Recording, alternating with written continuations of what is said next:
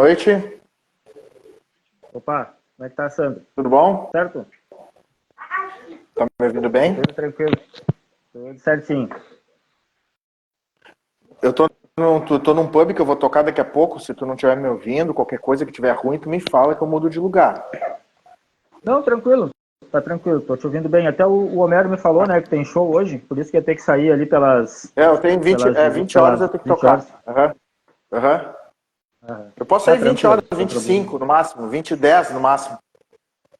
É Tranquilaço. 8h20 que começa, 8h30. Mas daí eu só tenho que dar uma passada no som ali, né? Tranquilo. Ô, Augusto, como é que tá, cara? Boa noite. Boa Boa noite. noite, beleza? Tranquilo? Vocês Só o me mal. ouvem bem ou tá muito barulhento? Eu tô com um ventilador aqui do lado. Eu tô ouvindo bem, ô, Augusto. Tô ouvindo bem. Ah, beleza. Eu queria ouvir o teu ventilador, porque aqui tá uma chuva do cão, uma semana de chuva vai ser. De novo. Muita chuva, né? De novo. Ah, Caralho. Carlos Buenas Maltz. noites, Esteban. Tu tá com ventilador aí, cara? Que inveja. Nós estamos que aqui no inveja, Polo né? Norte. É, só olhar a roupa, né? Aqui. Tá virando pinguim aqui, velho. Que Ô, inveja, cara. brincadeira, né?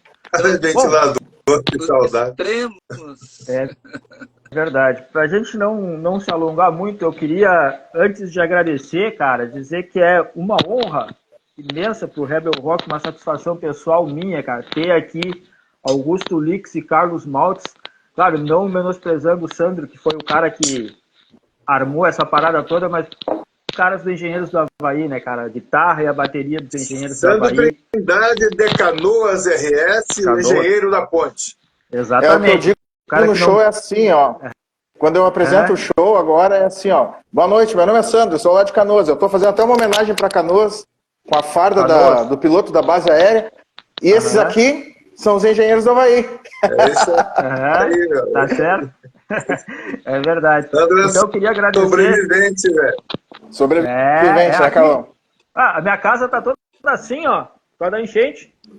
Toda ela aberta para Caralho. poder trocar a parede aqui. Eu fui atingido. Eu moro em Canoas também, né? Então aqui também foi. Onde eu moro foi bem atingido. Mas mais perto do que aconteceu mais pro final da cidade, né? Ou o início, como queiram, dependendo de onde se vem. Lá que foi terrível mesmo, né? Chegou a dar 4 metros de altura de água. Aqui deu 1,5 m, mas já deu para fazer um estrago bem interessante, digamos assim. Então, cara, como eu disse antes, Augusto Lix, Carlos Maltz, Sandro Trindade, muito obrigado mesmo por terem aceitado o convite para a gente falar sobre o que aconteceu naquele dia 21 de abril, né? Poucos dias antes até de ter acontecido tudo isso. Aquele show histórico, memorável, digamos assim, né? O Sandro, tenho certeza que deve ter guardado esse show na memória, assim, olhava para o lado, né? Eu imagino que tu olhava para o lado, via o Lix, olhava para trás, via o Maltz ali e pensava assim, puta merda, olha o que eu estou fazendo aqui junto com esses dois caras. Então, agradecer e realmente repetir que é uma honra e uma satisfação para mim e para o Rebel Rock ter essas figuras icônicas do rock nacional aqui presentes para a gente conversar um pouquinho. Muito obrigado mesmo, cara.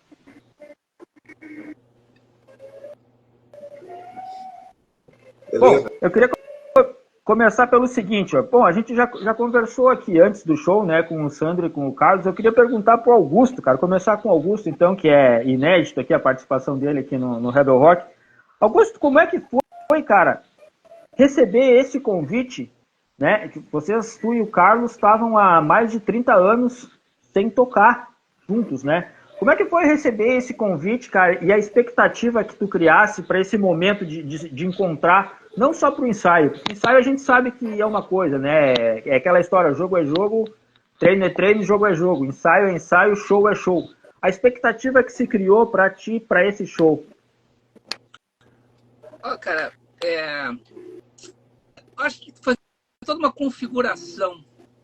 O Carlos pode até, de repente, fazer uma análise astrológica do que aconteceu em janeiro, porque se construiu... porque é o seguinte, ó, foi uma coisa maravilhosa que aconteceu em 21 de abril, no Bar Opinião, em Porto Alegre. E eu tenho a agradecer esses dois aí, porque o Carlos já estava há tempo querendo fazer isso. E o Sandro foi o cara que conseguiu, assim, aqui, ali, uma peça aqui, a partir de shows ano passado e antes. A gente foi convidado para o show dos Engenheiros Sem CREA. E também o elemento dessa configuração muito importante, o Ricardo Finocchiaro, da Abstract Produtora, porque ele enxergou ali o que podia acontecer, o que estava latente, né? Porque nós estamos falando de uma imensa massa de sentimentos que estavam represados, cara, por muita gente. E ali, em 21 de abril, não estava só o Carlos, eu, o Sandro, o Jeff, mas estava um povo que veio de tudo que é lugar desse país, porque eles estavam em busca de uma coisa de que eles estavam sentindo falta. Então, ali foi um congraçamento, a gente estava afim de tocar e eles estavam afim que a gente tocasse para eles. Foi um negócio assim, muito perfeito, uma pedra preciosa lapidada. E felizmente, a gente vai poder levar essa vibe para mais lugares do país, né? 9 de agosto estaremos em Florianópolis, Floripa, 9 de agosto, 16 de agosto em Curitiba. Então, o pessoal já vai, quem tiver a fim de participar dessa energia, cara, é uma energia enorme.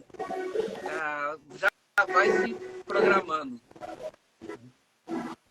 Carlos, a gente percebe nos vídeos do show ali a energia assim, que emanava, principalmente quando tocou, eu acho que foi Muros e Grades, eu vi no YouTube Muros e Grades, eu acho que Infinita Raio, é assim, a energia entre vocês e o público. Aquela troca, parecia sedenta por ouvir essas músicas de novo, por ter o contato com vocês, né?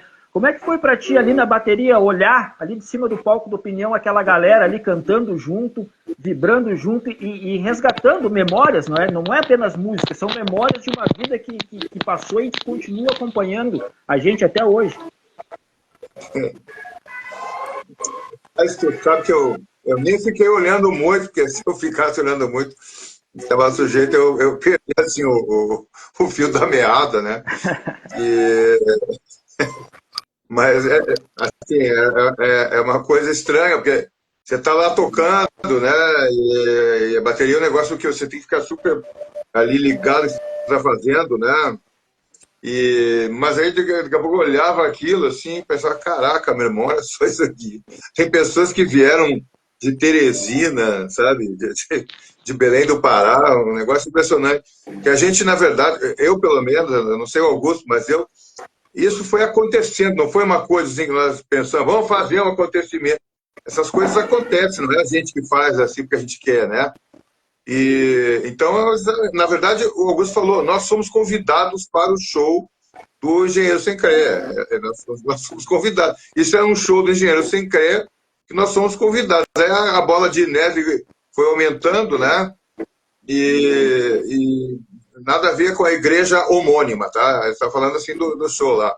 E aí, caraca, mesmo, quando foi ver, aquilo virou assim um acontecimento na vida de muitas pessoas, né? Eu, sinceramente, eu não imaginava que isso tivesse essa dimensão, né? Mas eu acho que o Augusto falou umas coisas importantes aí, sabe? Porque o que acontece? A gente fez... Olha, são 30 anos que a gente não se falava, não é que a gente não tocava junto. São 30 anos que a gente não se falava. Aí, de repente, a gente se encontra assim, aí tivemos uma conversa ali no bar, ali embaixo, assim, que nós nunca tinha tido na vida, eu acho, uma conversa tão amiga, assim, sabe, tão próxima. Parecia que a gente estava, desde ontem que a gente não estava se vendo. Então, assim, é uma coisa que a gente fica pensando como que é isso, né? Como que é esse encontro, né? A gente se encontrou ali, eu e o Augusto, lá em 1987, né, Augusto, lá no Canecão, no show do Echo and the Bunny, mas a gente se encontramos lá. A gente se encontrou ali por acaso. E aí, quer entrar na banda? Quero. Aí ficamos 10 anos, gravamos 10 discos de ouro, platina, tudo. E isso foi uma coisa que não foi só um sucesso comercial, né? Isso aí que eu acho que é o mais importante de tudo, não é só o sucesso comercial. O sucesso comercial é uma coisa boa, né? Quem que acha ruim? As bandas a gente faz disco para as pessoas comprarem, ouvirem, gostarem, né? Mas, assim, isso marcou muito as pessoas, sabe? E eu acho que, para mim, acho que o Augusto já estava até mais sabendo disso do que eu, né? Mas eu ali, naquele momento, eu vi aquilo e falei, rapaz, olha só isso aqui, não é brincadeira o que a gente fez, né? Então, ele fez tocando música, né, cara? Né? Então, assim, as pessoas ficaram marcadas, né? Jesus vai marcou o coração das pessoas. Não foi só músicas que tocaram no rádio, que fizeram sucesso, que não sei o quê. Então, assim, as pessoas estavam ali se reencontrando com aquele legado, com o GLM, né? E é um negócio assim que eu também não imaginava, porque o Humberto está na estrada todos esses anos, tocando essas músicas e tal. Mas para mim foi muito importante, pessoalmente, tá? Aquele reencontro com o Augusto e reencontro com a minha própria história, né? De perceber, rapaz, olha só, nós fizemos isso, né? É uma coisa que já dá para nós dizer aí para os nossos netos, olha, fizemos uma coisa, não é por causa do sucesso, por causa dos discos de ouro, mas o que marcou o coração dessas pessoas, sabe? Então, assim, rapaz, isso não tem dinheiro que pague, tá? E Sandro, no show ali, cara, para aquela galera, né? Tu já estava acostumado, né, a tocar as músicas dos Engenheiros e tal. Claro que houve os ensaios, mas tá no palco com esses dois caras ali. Como eu disse assim, olhar para o lado, tá o Augusto ali solando, olha para trás, tá o Maltz batendo ali na bateria. Como é que foi para ti, cara? Eu imagino que, claro, tu já era um fã da banda, né? Mas tá junto com esses caras, dividindo um palco para aquele público, cantando as letras junto contigo ali. Como é que foi isso, cara? É uma experiência muito legal, né? Porque, acima de tudo, a gente tem em comum a musicalidade, né? E principalmente as diferenças, né? A diferença que a gente tem em comum. Porque o Carlos é totalmente diferente do Agostinho, e eu sou totalmente diferente do Agostinho e do Carlos, né? E do Jeff também. Então, é o que fez aquela química, pelo fato de a gente ter aquela gana de resgatar aquela essência daquelas nem sei o plural, daquelas tours dos anos 80 e do início dos anos 90, né? Porque a gente não, eu vou ser bem direto, a gente não fez nada assim, vamos fazer assim, vamos programar, vamos tocar. A gente programou, essas são as canções que nós vamos tocar e essas versões. E o feeling, o sentimento da gente que fez com que a gente botasse, porque ambos dos dois ali estavam com sangue nos olhos para tocar aquelas canções. Eu me criei tocando essas canções, entendeu? E então, modéstia à parte, os Engenheiros do Havaí estavam no palco. Eu estava tocando com os Engenheiros do Havaí. Eu toco com os Engenheiros do Havaí. Eu posso dizer isso, né? Porque esses caras são os Engenheiros do Havaí. Olha a musicalidade deles, olha a pegada do Carlos. É diferente. Olha o timbre de guitarra do Augusto. Tem uma coisa muito legal até do documentário que saiu. O Carlos, quando chegou lá no estúdio, estava chegando no elevador e disse, esse time da guitarra do Augusto é inigualável, né? Eu já conheço de longe o time da guitarra do Augusto. Foi o Nando que gravou essa imagem, não foi? Foi. O nosso Nando. Foi o Nando que gravou. O Nando Stigarribe. Nosso hold. E a hora que eles entram no elevador, o Carlos entra no elevador, ele aperta o botão AL. Mais emblemático. Augusto Lix. Alarme, em vez de ser alarme, era Augusto Lix, hein? Sensacional, cara.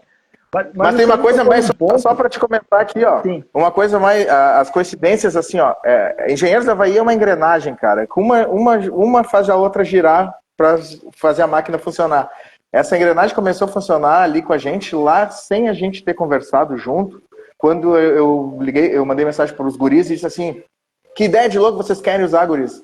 E eles, sem se combinar, o Carlos disse, eu gostava eu achava legal aquele logotipo dos cigarros LM, que tinha lá nos anos 80, e o Augusto falou a mesma coisa, assim, os dois se combinar. Cara, olha que coincidência, né? Então isso aí para te ver que tem alguma coisa no ar que não é à toa, né? Sim, com certeza. E tu tocasse num ponto, cara, falasse do timbre da guitarra do Lix, que é um negócio assim que a gente sabe, né? Por exemplo, assim, não precisa ser nos Engenheiros, mas se a gente for ouvir, a gente sabe quando é que o Lix está tocando, porque é um timbre todo próprio. E acho que dentro do rock nacional ninguém conseguiu fazer um som próximo do que os engenheiros faziam, assim, com esse mesmo timbre de guitarra. E aí eu faço uma pergunta mais direta para ti, Agostinho. As tuas influências, cara, como é que elas se juntaram para tu criar essa sonoridade, essa tua, digamos, musicalidade, as influências que se juntaram para definir a tua sonoridade da guitarra? Cara, eu acho que cada um de nós é o resultado de todas as influências que a gente recebeu ao longo da vida, né? Então, o Carlos e o Sandro ouviram o que eles ouviram, eu ouvi o que eu ouvi. Cara, eu pessoalmente ouvi muita coisa. Eu acho que o meu início de guitarra foi assim de um simples admirador de guitarrista de conjunto de baile, lá na minha cidade de Montenegro. Eu tinha aqueles bailes lá, eu era pré-adolescente, não tinha coragem de tirar uma menina para dançar. Aí eu encostava ali do lado, né, e ficava olhando o guitarrista, tocando umas Janine supersônicas da época e tal. Era mais ou menos o início, assim, a guitarra era ainda falando dos anos 60, né? Era uma coisa muito nova ainda, muito inatingível. Tem toda uma história disso. Depois, quando entra a adolescência mesmo, que é a época da vida que a gente começa a tomar decisões daquilo que a gente quer ouvir, ou tal, eu continuava meio assim, aleatoriamente, daquilo que viesse. Aquilo que alguém me emprestasse um disco, estava no apartamento da minha irmã em Porto Alegre, aí tinha um disco lá de Birds, aí tinha um Jimi Hendrix Electric Ladyland, eu ouvi muito aquilo. E assim, muitas outras coisas que a gente vai pelo caminho. Depois eu viajei, fiz intercâmbio, ouvi muita banda americana e muito guitarrista britânico também. A gente começa a fazer uma peregrinação de um grande passeio.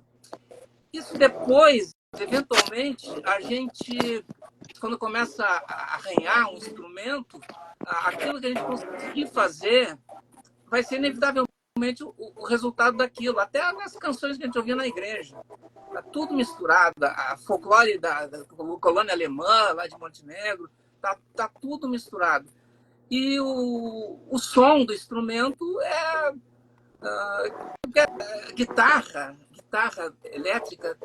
Cara, tem uns 2, 3 tipos de sons, desde que surgiu esse instrumento lá na primeira metade do século XX, não mudou muito. Assim, é o tipo de captador que usa.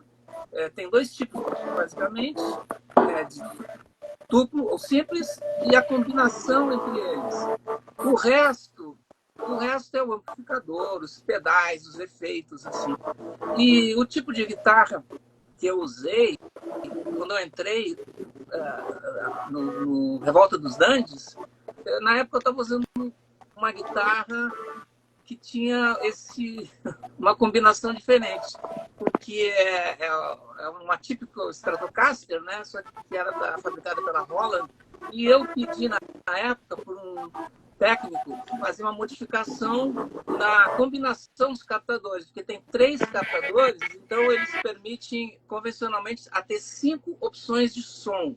Isso vem padrão da Fender e tal, e eu não gostava de um deles. Eu pedi para mudar, e depois, quando eu comecei a usar os instrumentos Steinberger, eu fiz em todos eles a mesma modificação. Assim, eu desprezei uma das 5 opções para ter uma outra que me agradava mais. Independente, são muitos fatores. A guitarra elétrica, ela é uma aquarela, assim. Coitado do técnico de som, né? Porque qualquer coisa que tu faça ali muda o som. Ele acertou para aquele timbre e não é mais o mesmo. Então é um camaleão. Cara, a definição do set list do show, eu imagino que, por exemplo, existia uma base, né, algumas músicas já que estavam no set list do Engenheiro Sem Creia, mas vocês acrescentaram alguma que vocês queriam tocar? Teve aquela música que teve um pouco mais de dificuldade porque há muito tempo não tocava? Como é que foi a elaboração do set list? Não, teve. A gente fez um set difícil de tocar, né? A gente tocou variações sobre o mesmo tema. Eu acho que a gente deve ter tocado essa música uma ou duas vezes ao vivo, se é que a gente tocou. Nem lembro se a gente tocou isso ao vivo. Inteira nunca. A gente tocou Canibal Vegetariano. Também, Canibal também nós não tocamos ao vivo, assim, né? Então, assim, a gente procurou fazer um set difícil. Colocamos essas músicas no começo do show. E estamos fazendo mais, vamos deixar mais difícil ainda agora. Vamos colocar Anoitecer em Porto Alegre aí.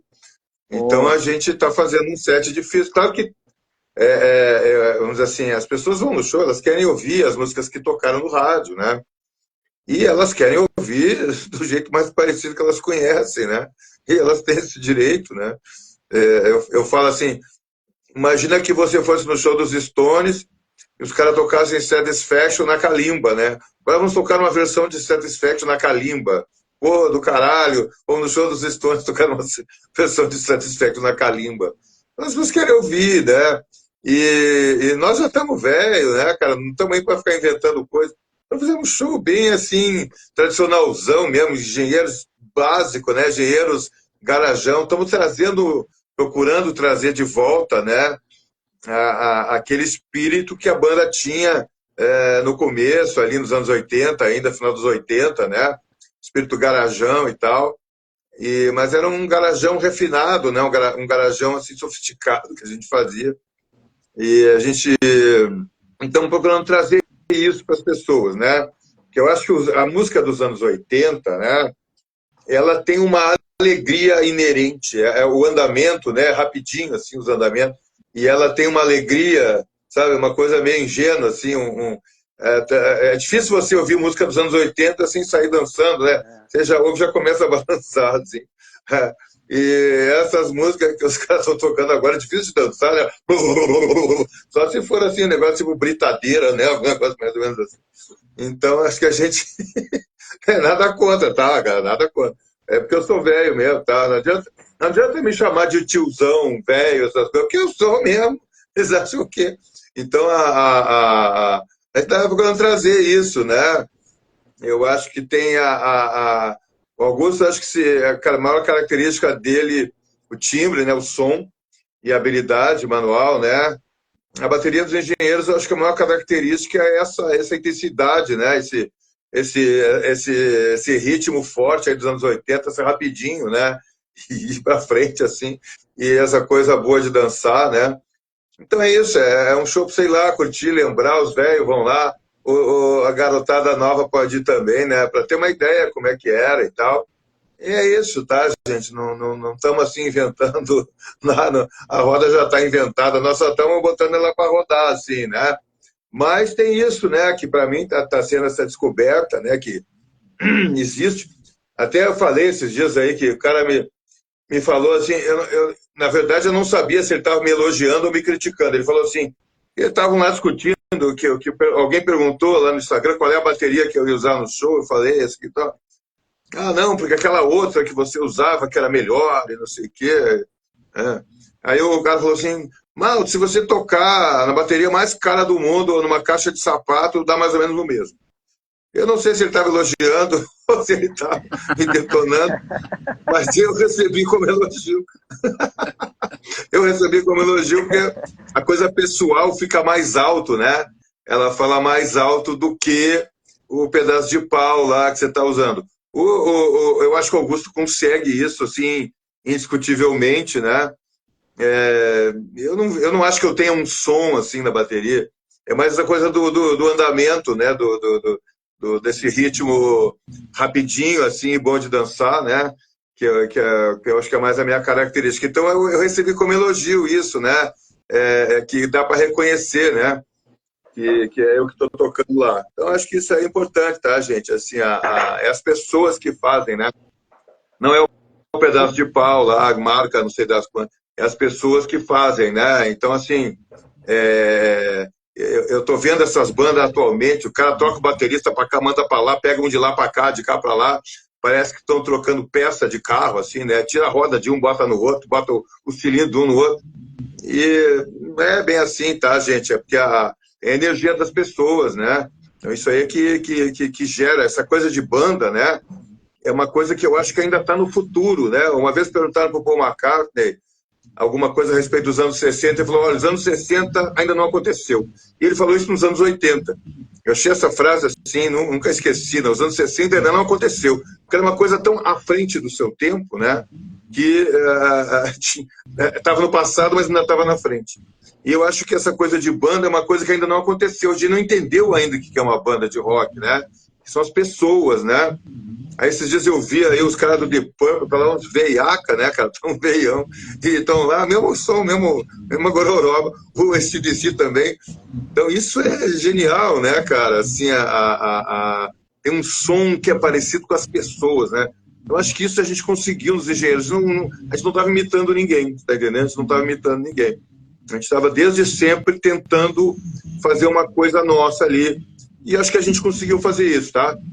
Não quer dizer que é melhor, que é pior, que não sei quem. Hoje em dia eu vi uma pessoa esses dias falando isso, né? Que a bateria provavelmente foi o instrumento que mais evoluiu de 20 anos para cá, né? Por causa do advento das baterias eletrônicas, né? Esse negócio, então dá para o cara tocar de noite em casa, né? Antigamente não dava. Então os guitarristas ficavam 20 horas por dia. Tocando baterista só tinha umas 4 ou 5 horas, porque os vizinhos matavam o cara, né? Então agora com as baterias eletrônicas o cara fica em casa tocando lá e tem todo esse acesso à informação, né, que a internet propicia. Então os garotos, eu vejo um guri de 8 anos de idade tocando bateria, dá vontade de se enfiar embaixo da cama, porque os caras com 8 anos de idade tocando as músicas do Rush igualzinho, assim, você fala, caraca, meu irmão, o que eu vou fazer? O que resta pra mim? Só resta ser o Carlos Maldo, que eu vou fazer o quê? Aí mulher, velho, cego, porque é um tocando pra caramba a bateria, né? Uma coisa boa. Mas também, por outro lado, virou um negócio meio circense, assim, né? Meio técnica, e quem toca mais rápido, e o cara quer ter 2 pés direitos, ou tem um que tem 3 pés direitos. Vai né? para as Olimpíadas. Vai para as Olimpíadas. Aí até um rapaz, esses dias eu vi um cara falando exatamente isso, um baterista aí, o Sérgio Lima, acho que é o nome dele. E aí eu digo, pô, isso aí, né? A coisa foi ficando menos musical e mais atlética, né? Mais esportiva e tal. Então nós somos velho, né? Nós somos do tempo que tocar bateria. O que nós fazíamos? Tocava música, né? Tá, toca aí que eu acompanho vocês, né? E tal. Então sou desse tempo aí, né? É interessante, você ouve a bateria do Ringo sozinha, você ouve uma gravação assim, só a bateria do Ringo, é um absurdo aquilo, não faz sentido nenhum, o negócio não tem nem pé nem cabeça. Mas quando você ouve junto com a banda, com os Beatles, né, é absolutamente genial. Então acho que isso aí talvez tenha se perdido um pouco. Não sei se foi muita vantagem nós perder isso, tá? Essa coisa assim da bateria enquanto um instrumento musical, enquanto um instrumento da banda, né? É isso. Comentasse, né, que o Engenheiros vendeu, cara, milhões de discos, disco de ouro, disco de platina, muitos fãs. Eu acho que até eu vi uma entrevista de vocês, falaram que acho que na época, no auge da banda ali, existiam mais de 70 fã-clubes, eu acho, se não me falha a memória, né? Era uma banda, cara, gigante no Brasil. Mas, cara, em contrapartida, né, e eu lembro disso muito latente na época da revista Biz, e depois passou a ser Showbiz, que existia uma certa, eu acho que até a palavra é má vontade, da crítica, principalmente do centro do país, para com a banda. Eu não sei se vocês compartilhavam dessa ideia, porque a banda tocava sempre, lotava os shows, a gente via onde o Engenheiros tocava, tinha casa lotada, mas a crítica parecia que tinha uma resistência ao Engenheiros. Não sei se por ser daqui, não sei se é pela sonoridade. Ao que vocês atribuem, assim, não sei se vocês também sentiam isso quando davam entrevistas no centro do país, quando óbvio, né? tinha alguma reportagem falando, porque eu lembro de um cara uma vez que disse assim, a pior banda do Brasil pra ti, aí o cara disse assim, Engenheiros do Havaí. E aí o cara perguntou por quê, ele disse, não, porque eles são ruins. Ele não quis dizer o porquê que a banda era ruim, ele disse, Engenheiros do Havaí porque eles são ruins. Como é que vocês viam isso na época? Não, isso aí, veja bem, primeiro que quanto mais os caras batiam, mais vendia disco e mais gente ia nos shows. É um troço assim misterioso isso aí, né? Como é que funciona essa equação? Mas eu vejo assim algumas coisas dentro. Primeiro que esse negócio do sucesso no Brasil é o pior pecado que alguém pode cometer, tá? Não dá para fazer sucesso no Brasil. Você pode ser ladrão, pode ser picareta, o que for. Agora, fazer sucesso não dá. Isso aí é imperdoável. Então, não perdoavam isso aí. Tá? E também a gente não rezava pela cartilha. Então, a gente tem essa coisa colonizada culturalmente, esteticamente, temos até hoje isso, né? Que é essa coisa de ficar copiando o que acontece no exterior. Isso na literatura, no teatro, na universidade. Então, não é só na música, né? Mas o rock, você está entendendo? Hoje em dia, acho que até deve ter menos, primeiro porque já não há, vamos dizer assim, linhas, tendências tão dominantes assim, né? Tão universais. Você tem tribos, né? Tem esses caras aqui do heavy metal, esses caras aqui não sei do que. Então já não tem, acho que a internet acabou um pouco com esse monopólio, né? E também porque tem bandas brasileiras que estão ocupando o mainstream, que é o caso de Sepultura, por exemplo, né?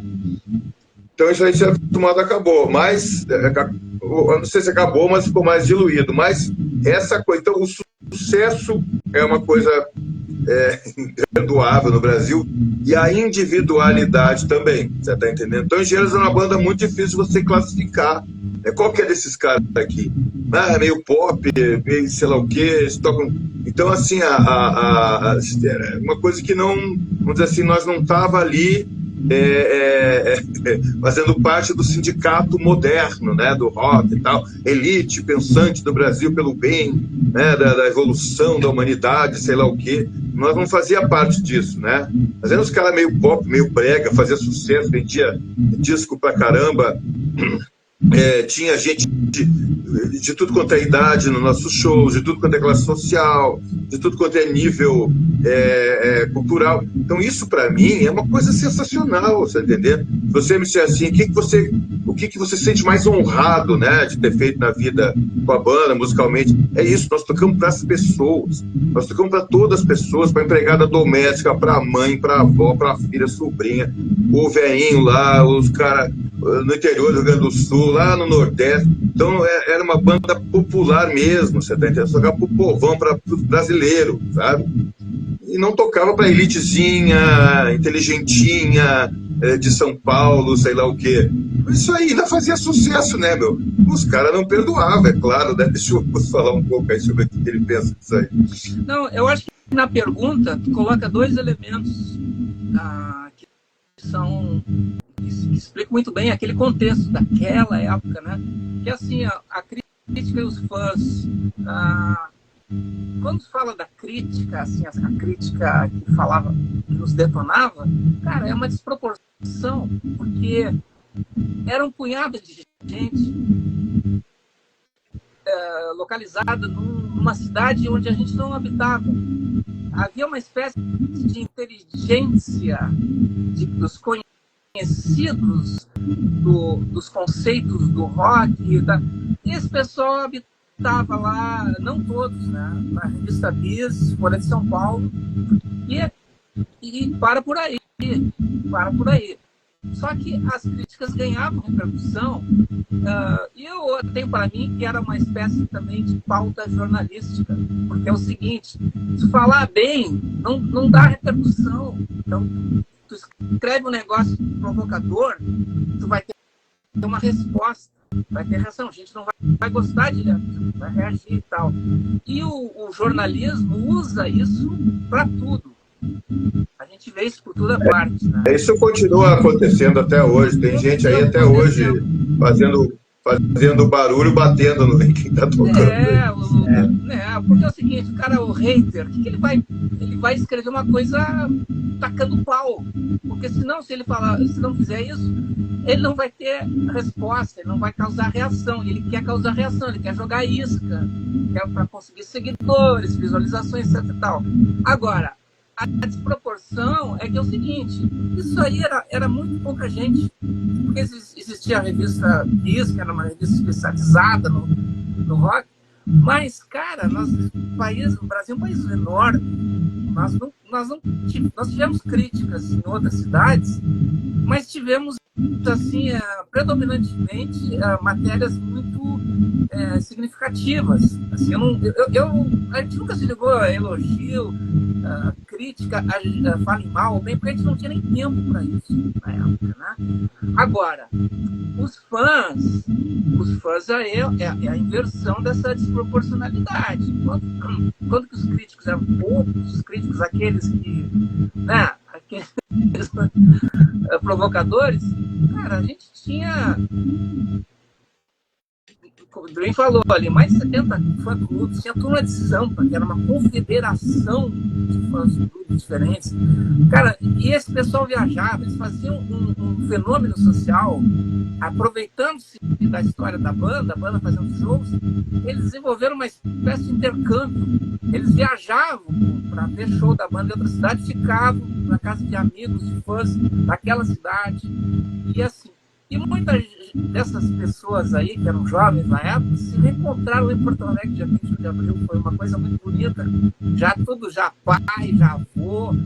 Foi um negócio assim, muito emocionante.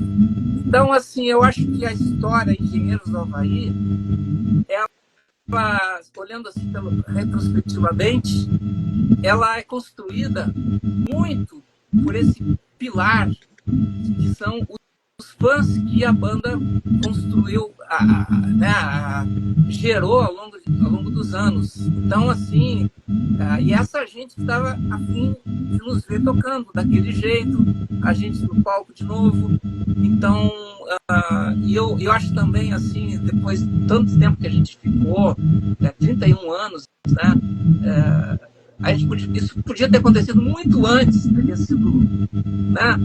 Mas eu acho também uma palavrinha aqui de elogio, de agradecimento às inúmeras bandas tributo que tem ao longo do Brasil inteiro, tocando as músicas dos engenheiros, a coisa que a gente tocava naquela época, do jeito que a gente tocava. E o Sandro, o Jeff, de certa maneira, nos socorreram também, porque tinha muita coisa que, cara, é muito tempo para lembrar, muitos detalhes assim e tal. E esse pessoal, ele manteve a chama acesa, ele manteve entre os fãs, olha, a chama está acesa ainda, tá lá, a gente está aqui e tal. Capitão Sibéria aqui no Rio, Engenheiros do Uai, Belo Horizonte, várias variáveis em Brasília, são tantas, né? E tudo gente boa, gente a fim de manter essa chama acesa, né? E nós tivemos a felicidade de ter o Sem Creia para nos colocar junto de novo. Sem Creia, mas construiu a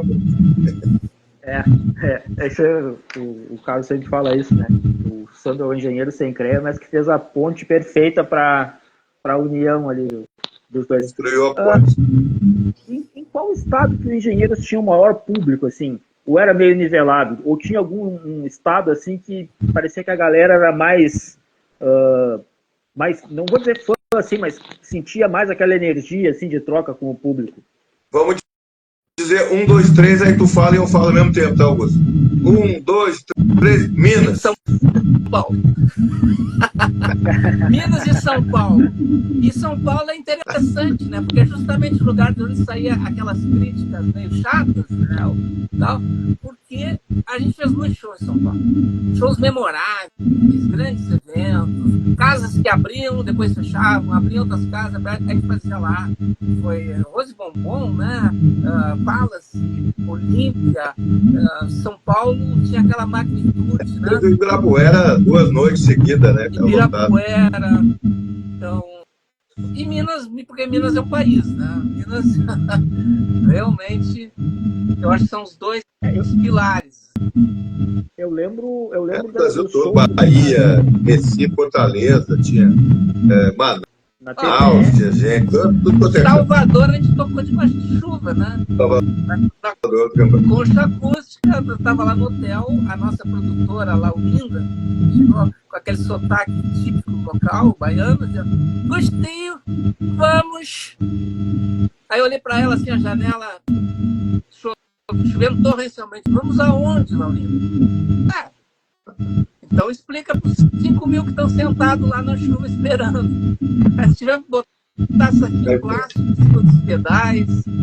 Foi olha, tempo todo que eu tava lá, eu não lembro nenhum show que a gente deixou de fazer. Tem aquela fala clássica da Lau, quando nós embarcamos no aeroporto lá em Estocolmo e o Alexandre Hilário foi preso porque estava levando erva mate. Aí tinha que explicar para os caras que não era maconha, que era aquilo ali. Aí ela deu uma peitada, ela chegou e disse: "We are a Brazilian rock and roll band, we are going to Moscow to make a show." Rock and roll band. Muito bom. E era Brasília Rock and Roll Band, we are going to Moscow to make a show. Sabe Eu passei por isso em Copenhague, a gente fez escala em Copenhague para Moscou, e eu estava levando erva mate também para um camarada lá.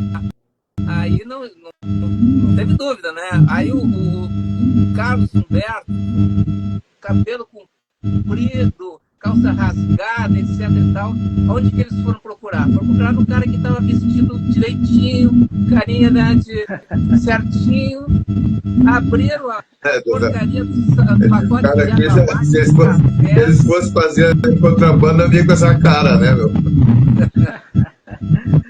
Sensacional. A gente estava falando, né, da sonoridade do Engenheiros e dela abranger, assim, de ter público por todo o Brasil e tal. Sabe que eu perguntei uma vez, eu fiz uma live com o Alexandre Bareia, do Cascaveletes, né, o baterista do Cascaveletes, e eu perguntei para ele, assim, qual banda, né, ou quais bandas que ele poderia citar, assim, que representavam o espírito do rock gaúcho, assim, da cidade de Porto Alegre, mas do rock gaúcho como um todo.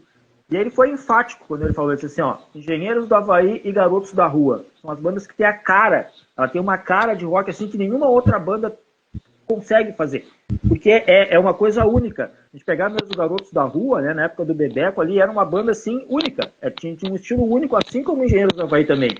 Outras bandas já tinham mais uma proximidade com outros estilos. Por exemplo, a gente pega um Replicantes, apesar de ser uma banda também única, ela tem o estilo do punk rock. A gente sabe que é uma banda de punk rock. Já tipo Garotos da Rua e Engenheiros do Havaí, como é que a gente vai classificar esses caras? Né? Eles têm uma sonoridade toda própria que a gente pode realmente dizer, ó, como é que se representa o rock gaúcho? Engenheiros do Havaí e Garotos da Rua. Como é que vocês analisam, olha, assim, não sabia disso, eu fiquei feliz de saber disso. Eu acho que isso aí, né, que eu estava falando, é uma coisa que podem falar o que quiser da gente aí e tal, mas a gente criou uma coisa. Do nada nós fizemos uma coisa. Uma coisa que tem uma cara, que tem um nome. E olha só, a gente fica 30 anos sem se falar, cara. Nem assim, 30 anos sem tocar, 30 anos sem se falar. Aí se reunimos ali, daqui a pouco tá a coisa acontecendo ali. Então isso aí, você está entendendo? Não é brincadeira. Criamos uma coisa, tá entendendo? Uma coisa que tem uma cara, né? Que tem uma identidade, que tem os caras aí que estão fazendo cover, e os caras querem tocar daquele jeito. E a gente nem tinha essa pretensão, tá? Porque isso foi acontecendo, não foi uma coisa assim, nós pensamos, vamos fazer uma coisa única com personalidade própria. Não existe. Quando você se propõe a fazer isso, você não vai fazer isso. Não é assim que isso acontece. Isso é uma coisa que acontece naturalmente. Se você se propõe a fazer isso, você vai criar uma artificialidade. Não é assim que a coisa acontece. A coisa foi acontecendo. Quando a gente foi ver, né? E é uma história dramática para a Engenheiros do Havaí. É uma história, olha aí, 30 anos, os caras ficaram 30 anos sem se falar, se reunir, né? Vem gente. É um negócio impressionante. O Revolta dos Dantes, que é o disco que inaugura essa sonoridade própria, né? Porque o Longe Mais das Capitais é um disco pop da época, você tá entendendo? É um disco new wave tal, da época ali e tal. Os caras nos venderam como os Paralamas do Sul, né? Os caras da gravadora, gente boa pra caramba. Os Paralamas do Sul, porra, valeu, caralho, né? Mas o Revolta dos Dantes nós não tinha como dizer. Esses caras aqui são os Engenheiros do Havaí. E esse disco, Revolta dos Dantes, né, que eu acho que é o disco, vamos dizer assim, para mim é a nossa realização maior, em todos os sentidos, né, e mais original, tudo melhor. Mas esse disco foi considerado, na audição da gravadora, tá, os caras ficaram com cara de enterro. E o Manolo Camero falou: esse disco vai Vai decolar que nem um submarino, sei lá, falou um negócio assim. E esse disco foi o disco que realmente aconteceu. A Terra Gigante, Benita Highway, Revolta dos Dantes, Refrão de Bolero, enfim. Esse disco foi o disco que marcou a chegada dessa banda diferente, que era o GLE. A primeira formação ali, Los Mais Capitais, é um disco pop da época. Mas o Revolta dos Dantes é um disco totalmente extraterrestre, é um disco fora totalmente de qualquer parâmetro, não dá para você comparar com nenhuma outra banda da época. E isso não aconteceu porque a gente planejou. Isso foi acontecendo, as coisas foram acontecendo quando foi ver, tá entendendo? E tinha tudo para dar errado, tá? Tinha todas as possibilidades para não dar certo, para não combinar o som do Augusto com o que nós estávamos fazendo. O Humberto passou a tocar baixo também, e tocava baixo do jeito que ele tocava guitarra no baixo, né, meu? Então, assim, isso tinha tudo para dar errado. E os caras da gravadora estavam certos quando eles ouviram. Eles falaram, isso aqui vai dar em nada, vai acabar, isso aqui vai... Vai ser submarino, pode até afundar, mas foi feito para afundar. Ele falou, esse disco tem uma profundidade oceânica. Ele fez assim com a mão.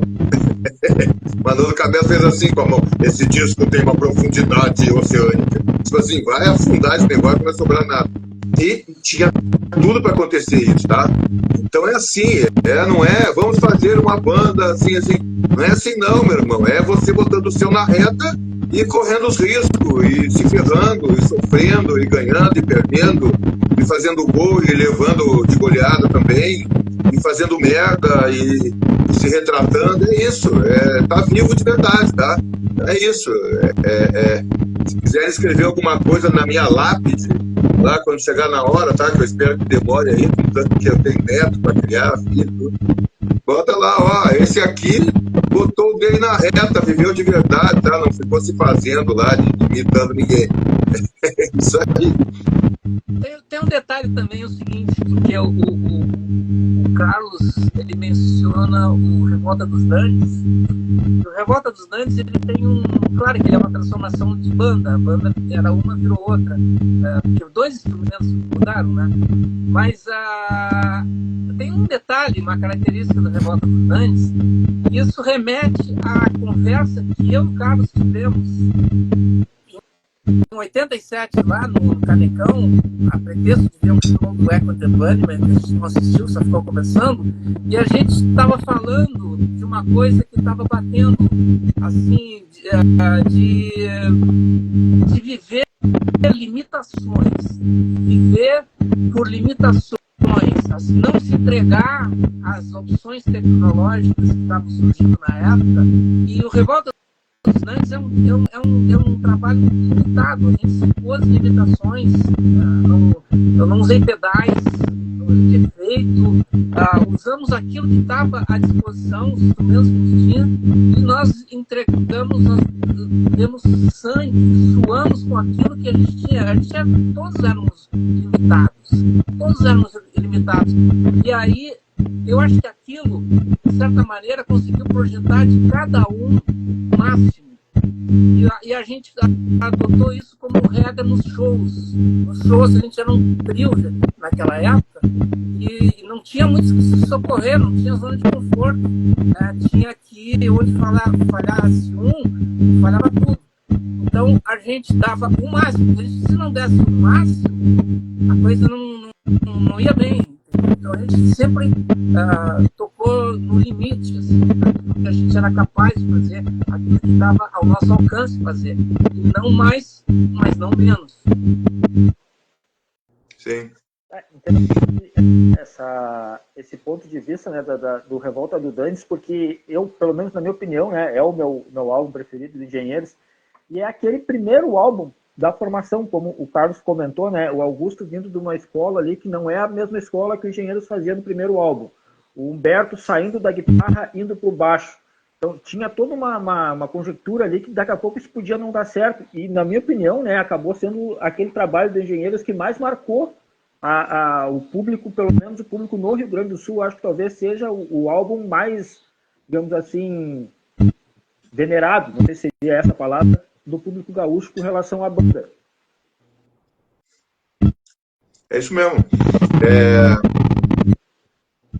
eu acho que ele foi assim, quando essas músicas começaram a tocar no rádio, né?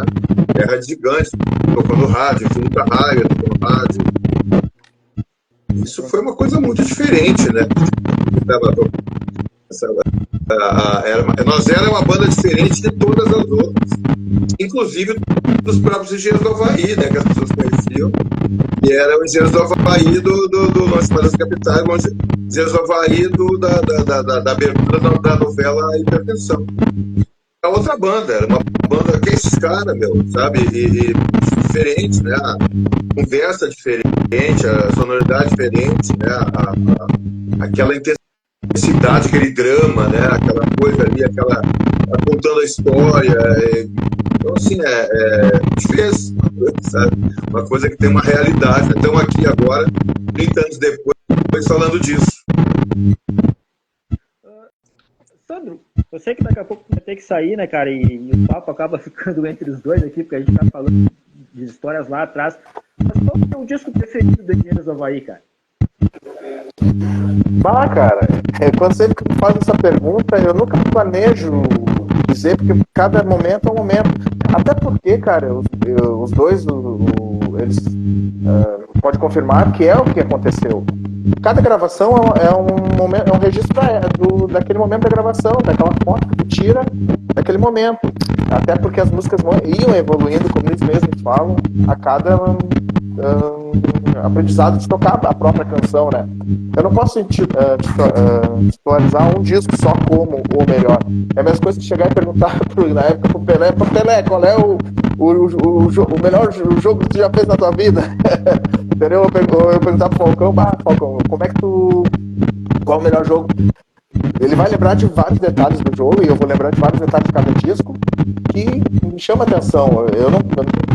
Eu não posso dizer que ser o melhor, entendeu? Mas eu te garanto que começa lá no Longe Demais das Capitais e termina ali no filme de Guerra de Amor. Tem algum microfone aí que está fazendo ruído, eu não sei se é o... tem um microfone que tá dando... Eu tava com o meu, ó, vou mutar o meu, não é o meu, ó. É o teu. É o teu mesmo. Agora tu mutou, sumiu o som aí. Deixa eu ver o meu aqui. Agora tem ruído? Eu acho que é o do Agostinho, agora sim. Agora tá sumiu também. É o ventilador. É o ventilador. Vou perguntar para o Agostinho. Assim, tem aquele disco, eu não vou perguntar qual é o teu preferido, mas aquele que tu teve uma maior, digamos assim, dificuldade para gravar e entender o contexto do disco do Engenheiros do Havaí? Para mim, tá perguntando? Isso. Cara, todos foram difíceis. A dificuldade sempre foi a mesma, porque eu tive muitos pesadelos tentando resolver. Eu nunca... Sempre, porque como o Sandro colocou muito bem, porque cada álbum foi uma história diferente. Foi o retrato de um momento que nós estávamos vivendo na época. E a gente ia se transformando. E a gente resolvia alguns problemas e acabava criando outros. Mais ou menos assim. Então, eu tenho uma lembrança que quando a gente começou a ensaiar por Revolta dos Dantes, realmente eu estava passando, eu era o guitarrista que tocava com ele em Lisboa, né? Então, ali foi, de certa maneira, uma transição assim, mais... cara, nem sei se era mais difícil, mas a transição em si, o fato em si, era mais contrastante, né? Agora eu estava com muita convicção naquelas coisas que a gente tinha conversado antes, de fazer, de não se entregar às opções tecnológicas. E era uma coisa que eu já estava com essa convicção nos últimos trabalhos que eu tinha feito com o Ney. Eu lembro que naquela época a gente teve praticamente um mês de ensaio e eu eu aproveitava, eu ia a pé na casa do Carlos, dos pais do Carlos, ali na Soledade, né? Então, ali... Soledade, número 27. E o que acontece? Era uma longa caminhada. Eu tinha que descer um barranco que tinha ali no caminho, subia a lomba do Pipa, descia. Cara, era uma longa caminhada. E eu usava aquela caminhada para mentalizar as coisas, as encrencas que eu precisava resolver nas músicas. E eu ia caminhando, né? E pelo andar dos passos, eu ia meio sincronizando as coisas na cabeça, né? E os caras da rua deviam achar estranho, porque de repente tinha um cara caminhando rápido assim, né? Tipo, tirar o pai da forca. Mas enfim, é uma lembrança que eu tenho. Mas dificuldade sempre teve. E também teve na época do Várias Variáveis, que eu não conseguia resolver lá como é que eu ia fazer o solo de Samba no Alpé. Nós tínhamos, estávamos ainda impregnados um pouco da nossa viagem a Moscou, e eu estava com as ideias de fazer umas citações de Katyusha, Noites em Moscou, mas eu não conseguia resolver. Daí acabou aquela história de trocar as duas mãos para improvisar uma pestaninha com a mão direita para fazer um tapping com a esquerda, porque senão não seria possível. Então, teve muitos momentos, muitas dificuldades. Assim. E eu vivia arrumando problema para mim mesmo, né? Até com os equipamentos, né? Algumas coisas funcionavam, algumas coisas, obviamente, não, como tudo, né? Mas eu acho que o resultado é que com aquilo que a gente tinha, aquilo que a gente fazia, nós conseguimos uma coisa que eu acho importante, até como dica para outras bandas, para os jovens aí, é para tirar de dentro de si, entendeu? Todos nós ouvimos, tivemos influências e tal, mas a gente conseguiu, ao longo daqueles anos, tirar de dentro de nós mesmos um resultado que, somando as pessoas diferentes que éramos, saiu um resultado. Aquilo era Engenheiros do Havaí. Não era uma proposta, não era uma coisa que vou planejar fazendo. Não, aquilo saiu da soma dessas diferenças. Saiu essa quarta pessoa na época, que era a banda. A gente tem, tá agendado, acho que são mais 3 shows, né, que estão programados para acontecer. Não, tem uns 6 shows, eu acho. Olha, confirmado oficialmente, Florianópolis, 9 de agosto, Curitiba, 16 de agosto, Brasília, 24 de agosto, Goiânia, 25 de agosto, São Paulo, 8 de setembro. Existem outros shows aí que oficialmente ainda não foram anunciados, mas estão prestes a serem confirmados. Aí eu com o Ricardo lá da Abstract. É que surgiu uma pergunta aqui se existia a possibilidade de levar esse show para o Nordeste. Assim, claro, esperamos. E agora, que eu acho que muita gente aqui também já está se perguntando o seguinte: tá bacana, depois de 30 anos, Lix e Malte juntos novamente, junto com o Sandro, tocando, ensaiando, fazendo shows. Existe uma possibilidade, já se pensou na possibilidade de um trabalho autoral, de um trabalho Lix e Maltes, músicas novas? Já chegaram a comentar já alguma coisa a respeito, ou estão deixando acontecer, meio no Zeca Pagodinho, deixa a vida me levar e ver o que acontece? Né? Desse jeito aí mesmo. Nós estamos lidando com uma coisa muito grande. Essa reunião não é apenas uma jam. Não, cara, a gente está envolvendo assim, uma montanha assim, de sentimentos, que é uma coisa muito, muito grande. E o que acontece depois, como a gente fez o show de 21 de abril, a gente se preparou para fazer o show de 21 de abril, a gente não ficou planejando nada para depois. Então, eu pelo menos penso assim: o que acontecer depois vai acontecer depois.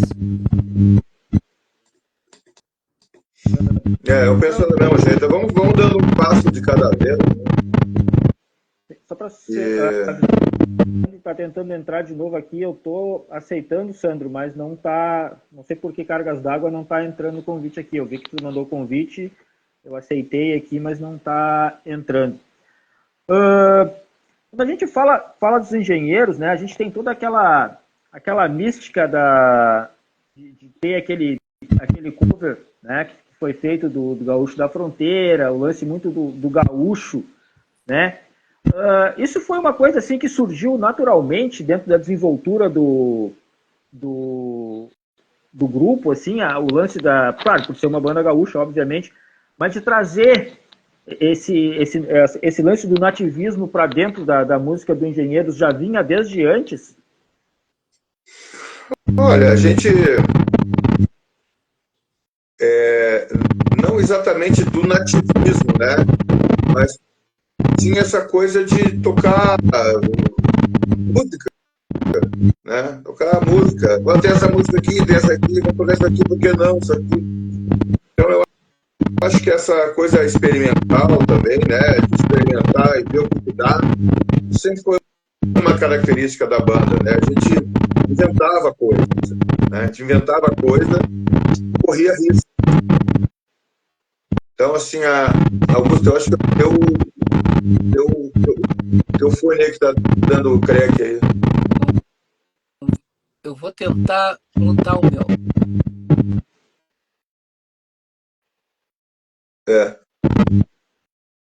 Não. Olha, será que não é o teu fone de ouvido aí, cara? Esse fone de ouvido às vezes dá crack, esses negócios aí. Esses fones de ouvido às vezes dá mau contato. Eu vou tirar o fone.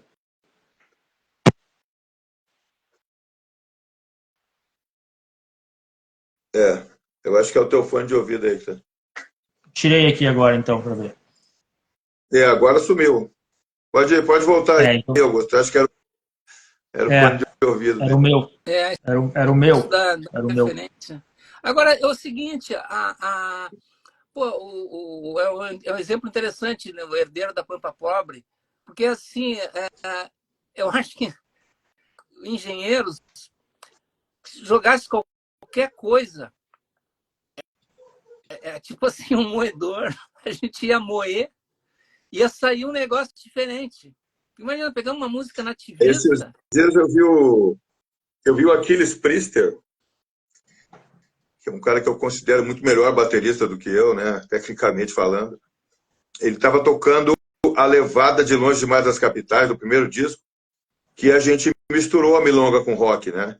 Então, sempre essa liberdade criativa, gente, ó, que vocês que estão ouvindo aí, que estão começando a banda, ou seja lá o que for, a gente aqui no Brasil, a gente não tem condição de competir com os caras lá de fora em termos de armamento. Tá? O armamento deles é muito mais, tá entendendo? A gente ia tocar no Rock in Rio, cara. Imagine, assim, do ponto de vista material, né, do equipamento, do armamento, né, que eu estou falando, não tem como você competir com os caras. Tá? Os caras têm muito mais grana, é tipo os Estados Unidos na Segunda Guerra Mundial, né? Os caras fabricavam um transatlântico por dia. Como é que você vai enfrentar uns caras dele? Agora, você pode fazer, por exemplo, a sua escolha estética, você faz a que você quiser. Você pode fazer. Você não é obrigado a ficar escravo a estilo. Você não tem obrigação nenhuma. Quem foi que disse que você tem que se enquadrar? Eu faço punk rock, eu faço não sei o que, eu faço... Pra que isso? Quem foi que disse que você tinha que ser escravo?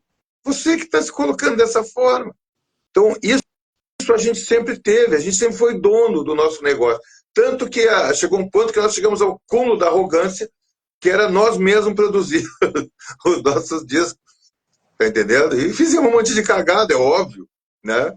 Mas, vamos dizer assim,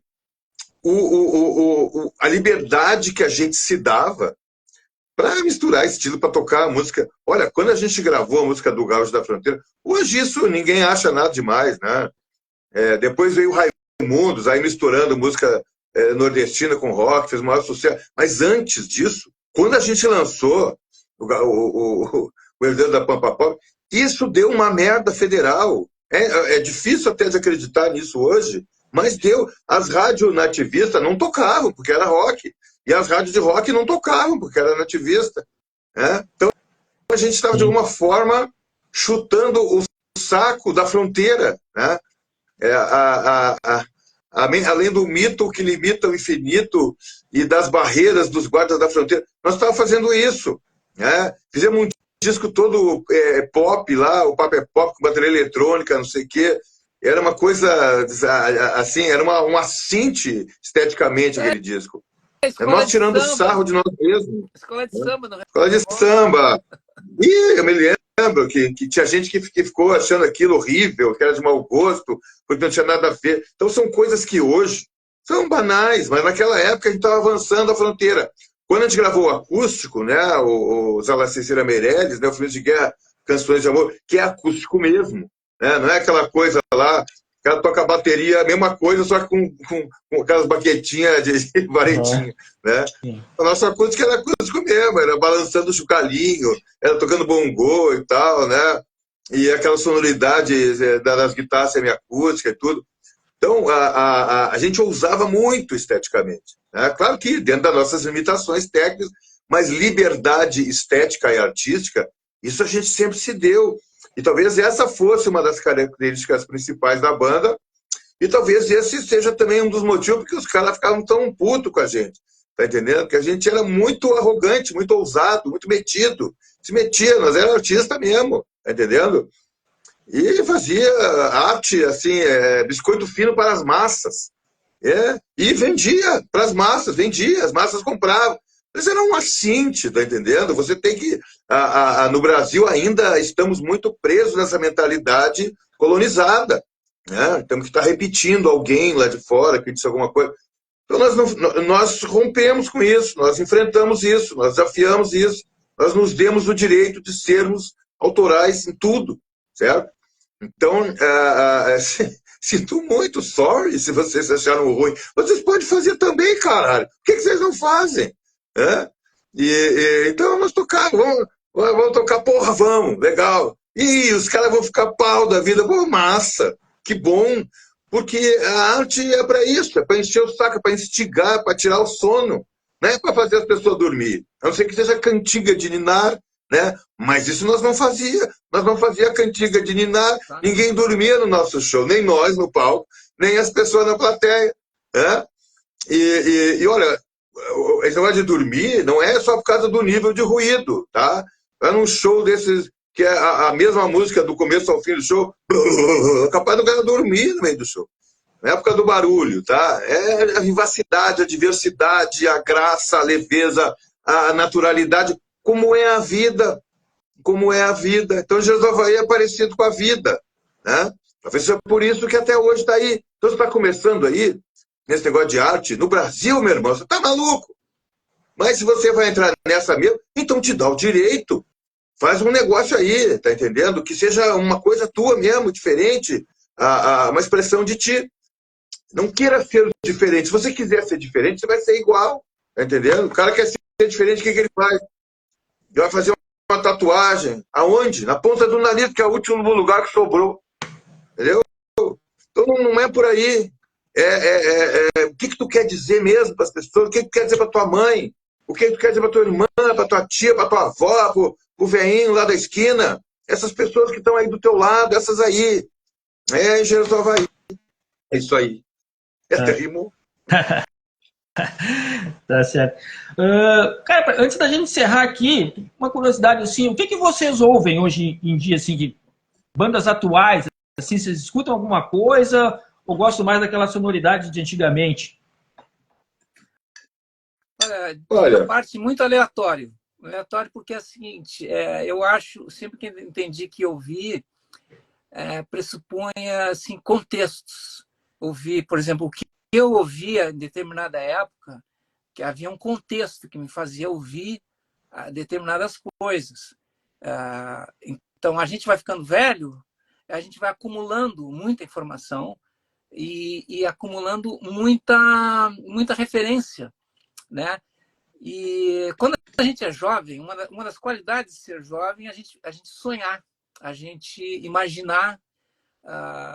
Então, quando a gente vai ficando velho, a sonhar já fica um pouco mais rarefeito, né? Imaginar a gente sempre usa aqui até para... Eu acho que imaginação é uma coisa muito legal que a gente tem, que a gente pode sempre usar. Mas a gente vive hoje um contexto muito diferente de 30, 40 anos atrás, porque a gente tem acesso à informação musical que na época não tinha, né? Hoje a gente consegue ouvir coisas que naquela época a gente não conseguia ouvir, que eram muito raro, inexistentes, não tinha os meios, né? Então, isso me lembra um pouquinho quando a gente esteve em Moscou. Não sei se o Carlos lembra que a gente sintonizava uma rádio local e parecia que estava acontecendo tudo ao mesmo tempo aqui agora. Estava assim, banda de heavy metal com Elvis Presley. Era assim, a história musical do século XX está toda ao mesmo tempo. E hoje, de certa maneira, a gente tem um pouco disso porque, cara, tu vai ouvir uma gravação que eu não sabia que existia. Por exemplo, eu vi uma cantora alemã outro dia cantando uma... Pô, eu conheço essa música. Que porra é essa? Ela está cantando uma versão de The Night They Drove Old Dixie Down, do The Band, a banda que acompanhava o Bob Dylan. Porra, que porra é essa? Então, ela teve o contexto dela. Na Alemanha, essa música teve repercussão e tal. Então, a gente lida muito com esses icebergs enormes, dos quais a gente consegue agarrar as pontas, né? A parte visível. Então, por exemplo, se tu vai pensar uma música hoje, que ela não é de hoje, ela é de uma outra época, cara, é um mergulho numa outra época, numa outra situação. Eu também. Olha, eu mando música no meu stories, né, do Instagram, mando música para as pessoas. E aí, o que acontece? Eu vou passando lá, estou lá passando pelo Instagram, quando eu vejo alguma coisa que eu gosto, eu mando. Então, se você for ver as músicas que eu estou mandando, quer saber o que eu estou ouvindo? Olha lá as músicas que eu estou mandando. É tudo misturado, brother. Eu não tenho muito essa coisa de estilo, eu não estou muito preocupado com isso. Uhum. Eu acho que estilo musical é preocupação para a gravadora, para a loja de disco. Olha, Augusto, loja de disco, olha que saudade. Lembra lá da Moderna, em Copacabana? Modern Sound. E loja de disco, videolocadora, que saudade dessas coisas, né? Você entrava, você descobria coisas que você não sabia, né, que existiam. Olha só, tem isso aqui também, lançaram e tal, né? Coisa que hoje em dia você já entra direto para escolher o que você já sabe. Então, mas ali no Instagram você vai vendo um monte de coisa, e aí, eu não está entendendo, para mim só tem dois tipos de música, que é música boa e música ruim. Mas música ruim, qual é a música que é ruim? Sertanejo? Não, tem sertanejo bom pra caramba, tem sertanejo ruim, tem rock bom, tem rock ruim, tem música romena boa, música romena ruim. Como é que é uma música boa? Cara, quando entra a música boa, quando ela entra, 3 acordes, você já tá assim, ó. Então, tá entendendo? Quando você te agarra pelo pescoço, você fica ligado, fala, caralho, tem uma coisa acontecendo ali. Tem uma coisa real acontecendo ali. Esses dias eu ouvi uma música da Kate Bush, que é lá dos anos 80, sei lá. Rapaz, eu chorava que nem uma criança, ouvindo aquela mulher maluca com aquela cara, cantando aquela letra. Essa aí. Essa aí. Cara, eu chorei que nem uma criança vendo essa música. Por que você, naquele momento, eu sei lá, mas tem uma coisa real acontecendo ali. Aquela mulher está contando uma história real. Tá entendendo? Que deve ter acontecido com ela, ou sei lá, ela conseguiu captar o sentimento de alguém que viveu aquilo. Então, assim, a música é uma coisa muito séria, cara. Não é uma palhaçada, não. Vamos fazer uma música aqui para vender. Que música para vender? Você tá maluco, velho? Isso é uma profanação do templo, você fazer música para vender. Você faz música para homenagear a musa. Tá entendendo? Se ela entender que você tá merecendo viver de música, ela que decide. Não é você que vai dizer, vou viver de música. Você vai, não me diga. Você venera a deusa, a musa, e ela vai decidir se você está merecendo, tá? Então, pela sua dedicação, vamos dizer assim, pela sua devoção a ela, né? Então, quando entra uma música de verdade, meu irmão, pode ser samba, pode ser música sinfônica, pode ser o que for, tá entendendo? Você sente que tem uma coisa acontecendo, meu irmão, uma coisa muito séria acontecendo, que transcende as palavras, você tá entendendo? A música vai direto pro coração, não passa por esse negócio aqui. Então ela bypassa o filtro, o filtrinho. Hoje em dia o filtrinho, o cara já quer saber se é de direita ou se é de esquerda para saber se ele pode gostar ou não, né? E a música não toma conhecimento desta merda, tá entendendo? Ela bypassa, ela, sabe, sei lá se o cara é de direita, se ele é velho, se ele é novo, se ele é branco, se ele é preto, se ele é sei lá o quê, tá entendendo? A música, eu me lembro, no começo, sim. Eu acho que isso aí entra um eu ia pouco contar naquilo que tu estava falando antes. Tu falou-se que hoje em dia tem muita coisa técnica, né? Então, eu acho que tem isso a ver também, assim, que é uma profusão, porque o mundo hoje está dependente, né, das redes e por ali as informações rolam.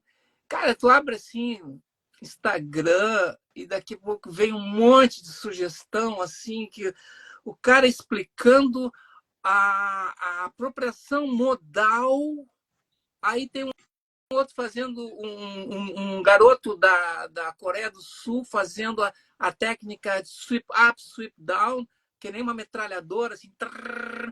Então é um monte de miscelânea de coisa, assim, fragmentos, e os fragmentos não necessariamente constituem uma entidade, um acontecimento, uma música, porque a música não se faz. Isso já é um papo antigo. Eu falo, o pessoal assim, que era muito fixado em técnica, o pessoal ia estudar técnicas em escolas especializadas, Berkeley e tal, tentando dominar o instrumento por completo. Quando, cara, tu presta atenção em músicas que te tocam, que tocam as pessoas, tu vai fazer uma análise dessas canções, pô, pega muita coisa dos Beatles, por exemplo, cara, é primário. A música, ela acontece, a mágica, com elementos, com poucos elementos, com 3 acordes. Uma profusão de desvios, de buscar aqui uma outra coisa diferente por ser diferente. Não, é a liga. E alguém me perguntou uma vez, eu estava conversando em Curitiba, o Glauber, um cara muito bacana lá, a gente fez uma live e ele falou assim, pô, mas Augusto, são tão poucas notas, né? São 12. Não é nem 12. 7, não é nem 7. São poucas. A grande mágica é o Einstein, é o tempo. O tempo de cada nota faz com que poucas notas e organizadas de uma certa maneira, num certo lugar, bate na veia. E ali, cara, não tem, aquilo ali e é maravilhoso. A gente pega, por exemplo, eu acho um exemplo bem nítido disso, de falar de muita técnica e às vezes a técnica substituindo o sentimento na música. A gente pega, eu pelo menos pego, por exemplo, assim, 2 bandas, né? A gente pega o Dream Theater, os caras são animais, monstros, tocam, cara, assim, é uma enormidade, e a gente pega o Ramones, que aqueles caras mal sabiam tocar. Cara, eu escuto Ramones a minha vida inteira e não escuto o Dream Theater, mas porque me bate, né? A música ela tem que bater, como o Carlos falou. Aqui, ó, você pode comparar, porque você comparar o Dream Theater com Ramones, mas você pode comparar o Dream Theater com o Rush, porque o Rush também usava a técnica, mas a técnica é serva deles, não é eles que servem a técnica. A técnica serve a eles, né? Neil Peart, você nunca vai dizer... O cara é um monstro, domina. Neil Peart, todas as vezes que ele concorreu, ele ganhou o melhor baterista do ano da Modern Drummer, né? E olha, cara, concorrência nos Estados Unidos é selvagem. O que tem de baterista bom nos Estados Unidos é absurdo. Ele ganhou todos os anos que ele concorreu. Nos anos 90, tiraram ele da competição. E nos anos 80, ele ganhou todo. Nos 90, tiraram ele da competição, ele ficou hors concurso, para os outros poderem ganhar. Aí nos 2000, ele já estava veiaco. Aí deixa ele voltar, ganhou todos, até morrer. Então, o Neil Peart, um monstro da técnica, sim, mas você nunca vê a técnica quando ele está tocando. Você nunca vê a técnica. Você vê a construção arquitetônica da música. Não é outra parada, velho, tá? É outra parada. A música, a técnica serve, ela não pode ser o objetivo final da coisa, senão não é música, é, sei lá, engenharia, qualquer coisa assim. Então, arte, assim, né? Música é arte. o que eu vou dizer para vocês?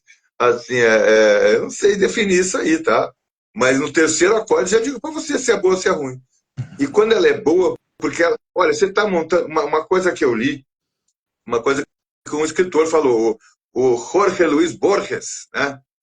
Ele falou assim: se você tiver que ir para Paris para escrever o seu livro, não perca seu tempo. Ou seja, se aí onde você mora, no bairro onde você mora, não tem assunto para você escrever o seu livro, ou contar sua história aí nas suas músicas, na sua banda e tal, não perca seu tempo indo para Nova York, para Los Angeles, sei lá onde. Não fique imitando os caras lá, isso não vai dar em nada, não tá entendendo? Não vai servir para muita coisa. É isso onde você tiver, Gaudério, sertanejo. Porra, hoje eu estava vendo um vídeo do Jackson do Pandeiro. Gênio total do ritmo, cara, uma coisa inacreditável. Sabe, o cara magrinho, assim, elegante, mulatinho, tocando pandeirinho. Meu irmão, aquilo ali sabe? Sensacional, cara. Música de forró, música de sei lá da onde. Que me interessa esse estilo, esse, aquele. E estilo é coisa para amador, você tá entendendo? Quem gosta de música não vai ficar preso nisso aí. É coisa para amador. Não tem músico, não tem essa. Tá entendendo? É que eu te falei. A música da Kate Bush me massacrou. Eu fiquei sofrendo por 2 dias por causa daquela mulher. Ela me matou, me pegou o coração assim e cravou uma faca. Tá entendendo? Eu chorei vendo aquela mulher cantando aquela música. Por quê? Eu sei lá. Tá entendendo? Eu sei lá. É isso, cara. Entendeu? Transcende a racionalidade. Então, você tem aí a tua bandinha aí, começa a contar a história dessas pessoas aí onde tu mora, cara. Olha o que aconteceu no Rio Grande do Sul, olha que tragédia. Conta essa história pro mundo, cara. Aí onde tu tá, com teus brothers aí, com esses caras aí mesmo. Com o instrumento que você tem aí, é isso aí agora. É isso aí. Isso aí me lembra uma coisa que se falava nos anos 80, assim, que não sei se era uma piada ou o quê, mas eu lembro, o camarada perdeu a chave numa esquina, mas a outra esquina que tinha um poste de iluminação. Então não adianta ele ir para outra esquina procurar, porque ele perdeu naquela que não tinha iluminação. Então Sim. não adianta ir para a metrópole, né? Se a tua história está aqui, mesmo no escuro, na dificuldade. Certo. Então é isso, é uma coisa real, né? Uma coisa real. Aí pode ser. Eu vi o show do Ramones ao vivo no Rio ainda, né? Com os caras tudo. Irmão, não tem, você não desliga 1 minuto. Desde o primeiro acorde até o último, você fica assim, ó. 3 acordes o tempo todo. Mas pode ser também o Rush, que faz uma construção gótica, sei lá, renascentista. Eu digo, o Neil Peart é o Michelangelo da bateria, né? É uma construção arquitetônica. O cara enxerga um espaço dentro da música. Você fala, como esse filho da mãe descobriu isso? Que tinha essa possibilidade. Parece que tem 3 caras tocando ao mesmo tempo. Mas não é a técnica. Nunca é a técnica. Sempre é a música. Eu acho tá? também, Já falei demais. em parte, tem um pouquinho de origem também. Eu acho que o Rush, como alguns outros, eles tinham uma vantagem, assim como aquele pessoal lá do Buffalo Springfield dos anos 60, eles vinham do Canadá. Eles entravam assim, livres de certas amarras no mercado americano. Tem alguma coisa o Canadá diferente. Também é longe demais, também é longe demais das capitais, né? Eles eram mais livres assim para fazer aquilo que faziam e que talvez os americanos não conseguissem fazer. E eles demoraram muito para achar o deles, né? Você pega o Rush no começo, eles imitavam o Zeppelin, depois eles imitaram o Yes, até encontrar o deles, foi lá nos anos 80, lá no meio dos 80, que eles começaram a achar o deles. Que a voz do Geddy Lee começou a achar, os caras perseveraram, né? Perseveraram. Eu me lembro que o pessoal chamava o Geddy Lee de gralhas, achava que ele cantava mal. Então eles ficaram aprimorando aquele negócio, aquela gororoba deles ali, até chegar numa perfeição. Aquilo ali é sensacional. Sensacional. Bom, Minha gente, vou queria dar boa agradecer. noite. Seguir tocar meu barco Oi? aqui. Vou dar boa noite para você. Eu já tô encerrando aqui, Agostinho. Eu queria agradecer novamente, né, a vocês dois, ao Carlos, ao Augusto, também ao Sandro, que teve que sair um pouco mais cedo, ele mandou convite aqui, eu não consegui acrescentar eles, por vocês terem disponibilizado um tempinho para a gente falar um pouco sobre essa retomada do Leaks e Maltes. Né, cara, agradecer ao Ricardinho e ao Homero, da Abstract, que também fizeram o meio de campo para entrar em contato para a gente poder organizar essa live aqui, desejar sucesso, né, cara, que continuem os shows aí, que essa retomada, principalmente não apenas só da musicalidade de vocês dois, mas da amizade que voltou novamente, começaram a se falar, que isso é o importante também. Então, mais uma vez, brigadão por terem aceitado o convite e as portas do Rebel Rock sempre abertas para vocês quando precisarem. Grande abraço a todos. Hasta la vista, senhor. Até mais, Augusto. Se falemos na sequência. Falemos, e olha, 9 de agosto, Floripa e arredores ali, ó, Floripa, na John Bull. Aqui, ó. Eu tô aqui falando com vocês e tô aqui, ó. Já tá mais perto. Valeu. Boa noite, então, pessoal. Valeu. Até mais.